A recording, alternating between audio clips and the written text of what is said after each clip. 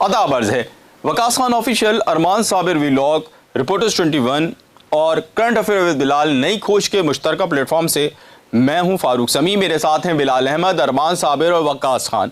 और कराची की जो रिपोर्टर्स हैं आपको बुनियादी तौर पर आज बताएंगे कि बानी मुत्तहदा अल्ताफ़ हुसैन की जना के हवाले से एक अहम समात हुई है। उस समात के अंदर क्या हुआ, बड़ी अपडेट होंगी। इसके साथ साथ आज बहादुराबाद की जानिब से इलेक्शन को आगे बढ़ाने के लिए, इलेक्शन को मुलतवी करने के लिए जो दरख्वास्त सिंध हाई कोर्ट में दायर थी, जो मुस्तरद हुई, उसके अंदर का अहवाल, अंदर की कहानी भी हम जानेंगे।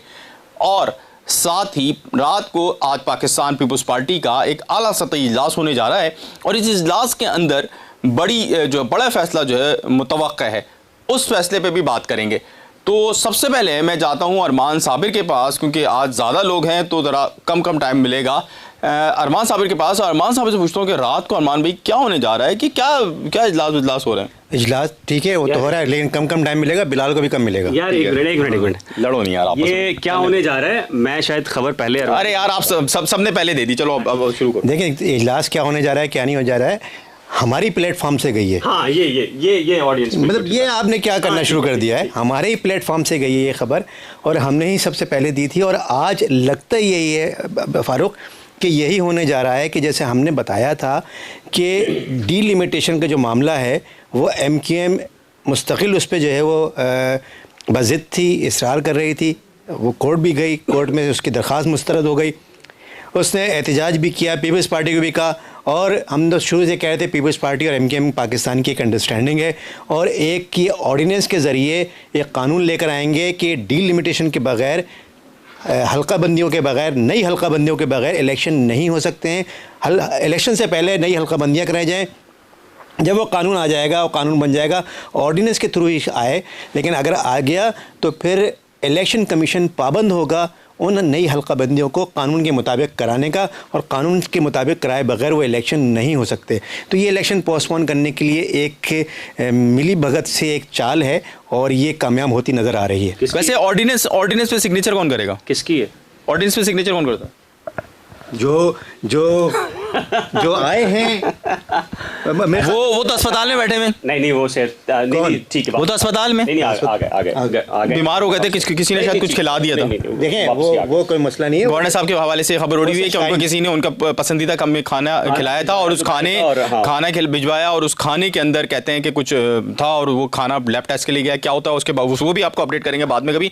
लेकिन आज अदालत में क्या हुआ वकास, अब पीपल्स पार्टी से जो बड़ी खबर है वो तो रात को उसका मजीद अपडेट आएगी। आज अदालत में क्या हुआ वकास साहब बताएं। अदालत में सबसे पहले तो फारूक भाई मामला ये हुआ कि जज साहब ने कहा कि कहना क्या चाहते हो, यानी वकील से, MQM के वकील से पूछा कि आप इतने लंबी वो तकरीर करते, 3 इडली से याद आ गई। हाँ, उसमें जो पूछते कहना क्या चाहते हो, तो मसला ये था कि वो बताना तो बहुत कुछ चाह रहे थे लेकिन भटक जाते थे। फिर वही किस्से पुराने, तो जज साहिबान ख़ुद कह रहे थे कि आप बार बार ये चीज़ें रट गई हमें। तो मुस्तकिल यही कोशिश रही MQM के जो वकील है कि ये किसी न किसी तरफ से उनको रिलीफ मिल जाए, उनकी दरख्वास्त मंजूर हो जाए, लेकिन अदालत ने रिजेक्ट कर दी है और इलेक्शन होने जा रहा है अदालती अहकामात के मुताबिक। अब मामला ये है कि जो तारिक मंसूर साहब थे, इसके साथ साथ एडवोकेट जनरल सिंध थे, वो दोनों पे दलाइल दिए गए, तवील दलाइल थे, उन्होंने भी अपने आर्गूमेंट्स किए। इनका मुद्दा ये था MQM की जानिब से कि जो ज़ोर जिस बात पर दिया जा रहा था कि जो इलेक्शन कमीशन का इजलास हुआ उसमें खैबर पख्तूनख्वा और पंजाब के अरकान नहीं थे, तो ये आइन की खिलाफ वर्जी है। जो आइन में कहा गया है तमाम अरकान होंगे, उसकी खिलाफ वर्जी है। इस पर दरख्वास्त, यानी उनकी जो दरख्वास्त है वो इस पर है। तो उनकी बहुत सारी दरख्वास्तें थी, मुझे ये लग रहा था कि वो कन्फ्यूजन इस चीज़ में हो रही थी, जो दरख्वास्तें MQM की रिजेक्ट हुई हैं वो भी साथ में चल रही थी। साथ ही साथ एडवोकेट जनरल सिंध ने भी कहा कि इनकी दरख्वास्तें रिजेक्ट हो चुकी थी और MQM के वकील बज़िद थे इस बात पर कि ये जो चीज़ है, ये मुद्दा है, ये मैं अलग लेकर आया हूँ, इसको सुना जाए। तो जाहिर सी बात है इलेक्शन सर पे है और अदालत ने उनकी ये दरख्वास्त खारिज कर दी। अब इलेक्शन उनको खारिज करने, यानी मुलतवी करने से मुतल्लिक जो दरख्वास्त थी वो अदालत ने रिजेक्ट कर दी। इलेक्शन 15 को होंगे, अदालती होंगे नहीं तो अभी तो उसको तो वो देखें ठीक है, वो अदालती कार्रवाई बता रहा है। आप अदालती कार्रवाई के अंदर बीच में करेंगे, ये देखें इसी की शिकायत की थी अरमान भाई ने शुरू में। नहीं कोर्ट की वो खिलाफ वर्जी हो जाएगी। अच्छा, अदालती उसके मुताबिक बता रहा क्या हूँ। सारे रिपोर्टर ने सबको बहुत जो बड़ी खबर नहीं मानेगा भाई, ये बोलेगा ये अपना बिलाल भाई बिलाल भाई के अंदर में कोई बड़ी खबर जो है ना वो नहीं बिलाल भाई का वैसे भी मसला है। छोटी खबर होती है तब भी ज़्यादा बोलने की कोशिश ठीक है तो अदालती अहकाम की चुप करा रहे हैं, खबर मेरे पास ही है। हाँ, जिस तरह एमकेएम के वकील को आज चुप करा रहे थे, लेकिन एक बात बताऊं, उनको टाइम बहुत दिया गया, उसके बावजूद अदालत को मुतमईन नहीं कर सके। मुझे यह लगता है मैं इस पर थोड़ी सी बात तो बिलाल भाई मौजूद थे, बिलाल भाई से मजीद बिलाल से भी ले लेंगे।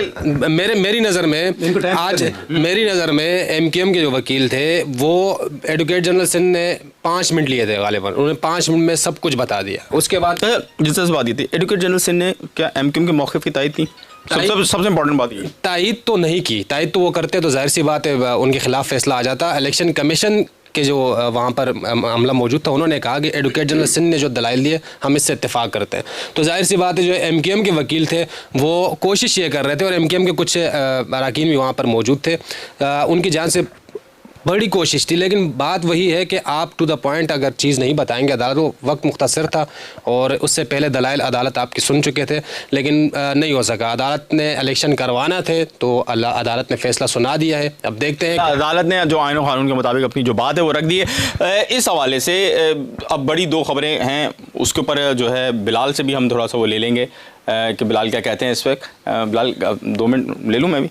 चलें पहले बिलाल से लेते हैं। बिलाल क्या हुआ मुख्तसरन, ये वाला जो कराची वाला मसला, ये मुख्तसरन आप बताएंगे?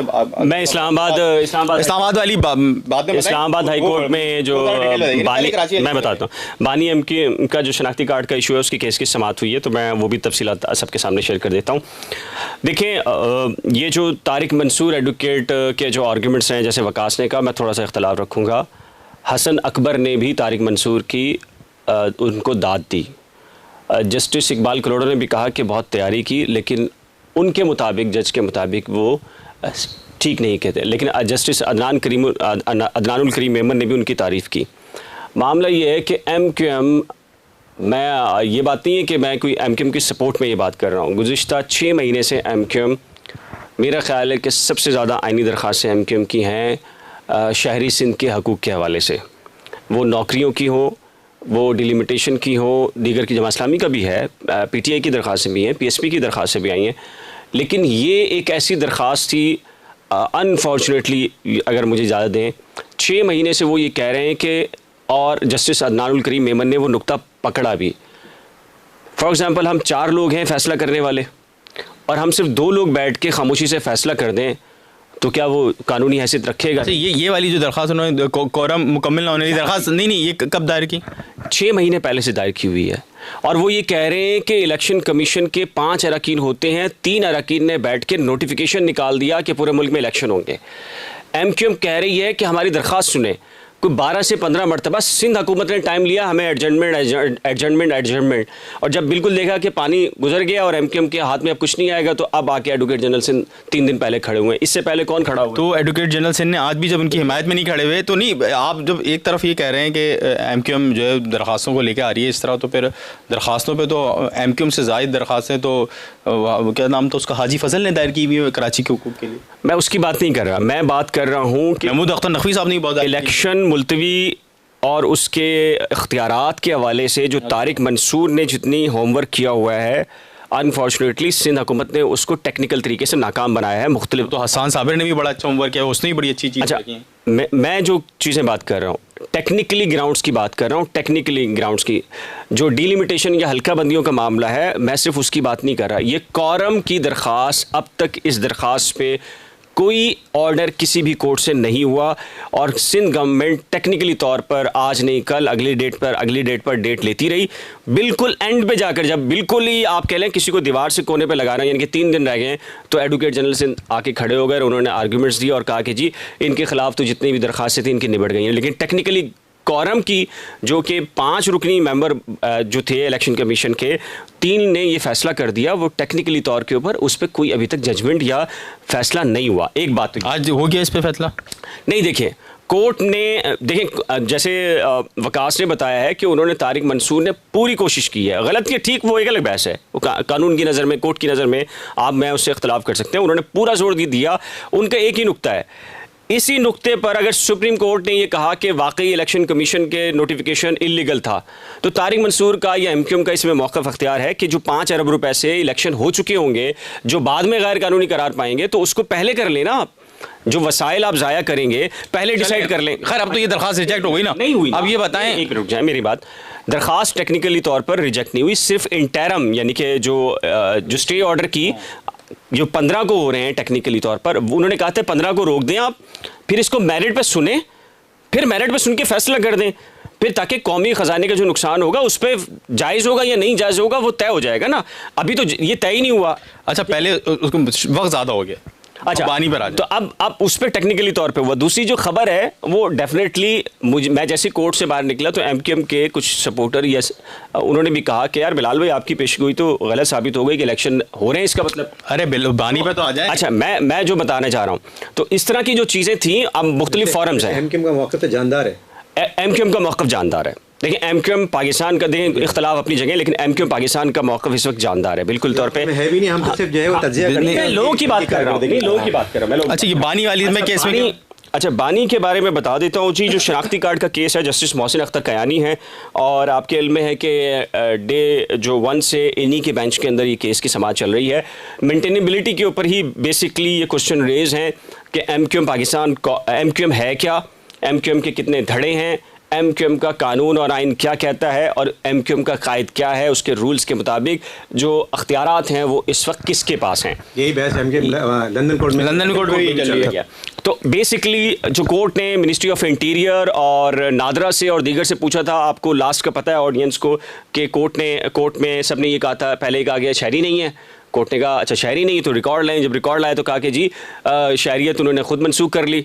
तो फिर कोर्ट ने कहा कि भाई कोई शहरी वापस आना चाहता है तो फिर वो क्या करे, उसके लिए तो बताएं ना, उसने तो अपनी शहरियत खुद तो नहीं छोड़ी, अगर वो रह गया है बाहर अब आना चाह रहा है तो उसको तो रेमेडी होनी चाहिए। अब ये क्वेश्चन आया है, आज जो क्वेश्चन आया है, जो लास्ट हियरिंग के ऊपर एमक्यूएम के वकील से कोर्ट ने कहा था कि एमक्यूएम क्या है, उसके कन्वीनियर कौन है, उसके कायद क्या हैं, और उसके अख्तियारात किसके पास हैं। तो आज जो एमक्यूएम की जानिब से जो वकील साहब थे, उन्होंने तारिक जावेद हैं उनके बारे में ये बताया है कि वो जो तारिक जावेद हैं पाकिस्तान में जो रजिस्टर्ड एमक्यूएम के कन्वीनियर हैं।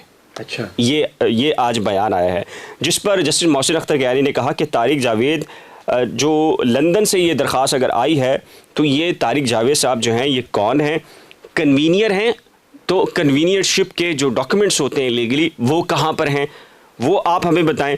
और फिर इसके साथ ही अदालत ने यह भी कहा कि इलेक्शन कमीशन में जो रजिस्टर्ड एमक्यूएम है उसके ज़िम्मेदारान है, उन्होंने करारदाद, जो कि आपको पता है कि एमक्यूएम पाकिस्तान की एक करारदाद थी, वो क्या है, उसके तहत कोर्ट ये पहले तय करना चाह रही है कि ज़ाहिर है कि सियासी जमात जो होती है ना वो तभी तस्लीम होती है जब इलेक्शन कमीशन में वो रजिस्टर्ड होती है, वही इलेक्शन के अंदर पार्टिसिपेशन करने और वही सारे।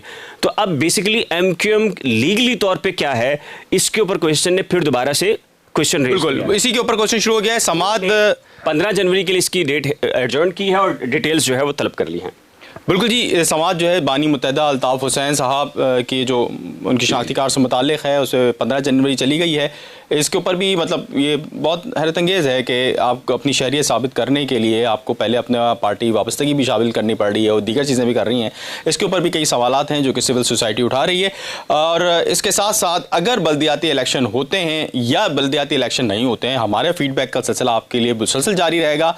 अगर अभी तक आपने वकास खान ऑफिशियल यानी हमारे दोस्त वकास खान का channel, Arman Sabir vlog, reporters 21, current affair with Bilal और नई खोज को अभी तक सब्सक्राइब नहीं किया है तो आपसे गुजारिश है कि इसको फौरी तौर पे सब्सक्राइब कर लीजिए और हमारी हौसला अफजाई के लिए हमारी वीडियोस को लाइक कीजिए और शेयर कीजिए। आपका बहुत शुक्रिया, आदाब अर्ज़ है।